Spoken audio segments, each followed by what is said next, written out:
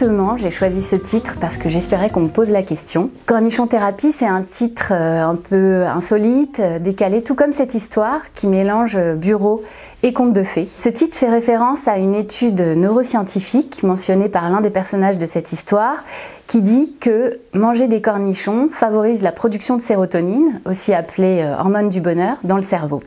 Donc manger des cornichons rend heureux. Alors même si c'est pas prouvé, lire un livre avec cornichons dans le titre a peut-être le même effet.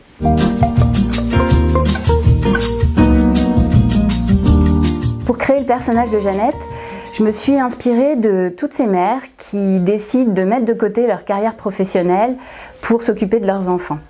Et je me suis posé cette question, que deviennent ces femmes quand les enfants grandissent et quittent la maison ? Et j'ai imaginé que certaines d'entre elles devaient ressentir une sorte de vide.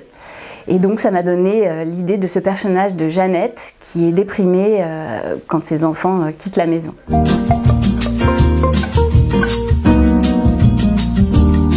J'adore les études neuroscientifiques. Le fonctionnement du cerveau me fascine. Je lis régulièrement le magazine Cerveau et Psycho, j'écoute des podcasts et juste avant d'écrire ce roman, j'avais lu le livre d'un psychiatre qui s'appelle le professeur Michel Lejoyeux, qui s'appelle « Tout déprimé est un bien portant qui s'ignore ».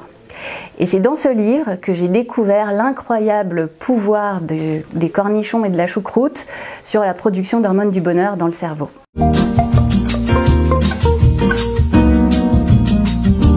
Partir d'une situation ordinaire, donc une vie de bureau plutôt terne, et la transformer en aventure extraordinaire, pour moi c'est le principe même des contes de fées.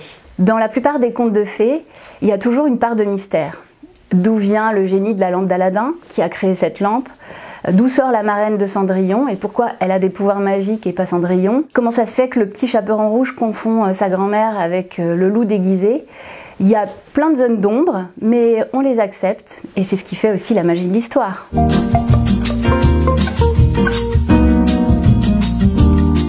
Même si j'ai remis les contes au goût du jour, je ne suis pas particulièrement passionnée par les contes. Mais ils m'intriguent, ils m'intéressent.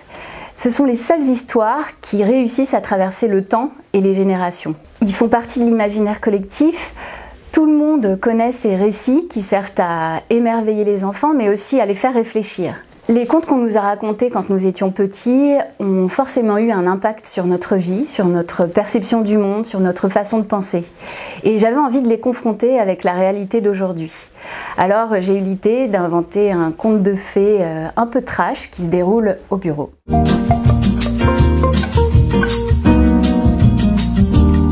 J'adore cette question. Mon vœu pour le futur, ce serait déjà d'avoir plusieurs vœux. Et parmi ces vœux, puisque c'est prouvé scientifiquement que les cornichons ont un effet sur la production de bonheur, je souhaite à tout le monde beaucoup de cornichons.